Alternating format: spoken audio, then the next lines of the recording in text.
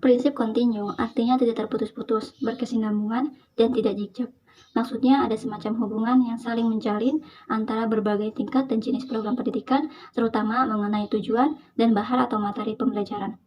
Nah, prinsip kontinu sangat penting dalam pengembangan kurikulum karena memastikan adanya kesinambungan materi atau bahan ajar yang diberikan kepada siswa di berbagai jenjang pendidikan. Dengan menerapkan prinsip ini, lembaga pendidikan maupun guru dapat memastikan bahwa setiap tahap pembelajaran siswa terintegrasi dengan baik dan mendukung perkembangan mereka secara berkelanjutan.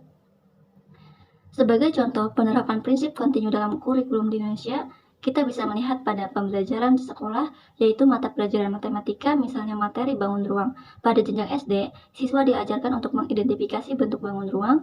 Pada jenjang SMP, siswa memperdalam materi dengan pengenalan rumus-rumus bangun ruang. Sedangkan pada jenjang SMA, siswa diajak untuk menyelesaikan masalah melalui soal latihan bangun ruang. Dalam memastikan bahwa pembelajaran siswa mengalami perkembangan yang progresif dari satu tingkat ke tingkat yang lebih tinggi, ini dilakukan dengan cara menjamin keterkaitan antara kurikulum tingkat pendidikan yang berbeda, sehingga tidak terjadi pengulangan atau ketidaksesuaian materi pembelajaran.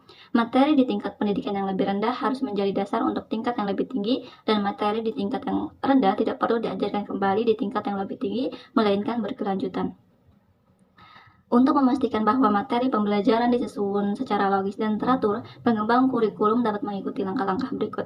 Yang pertama, yaitu identifikasi standar kompetensi dan kompetensi dasar. Pengembang kurikulum harus menentukan materi atau bahan ajar sesuai kebutuhan kompetensi siswa.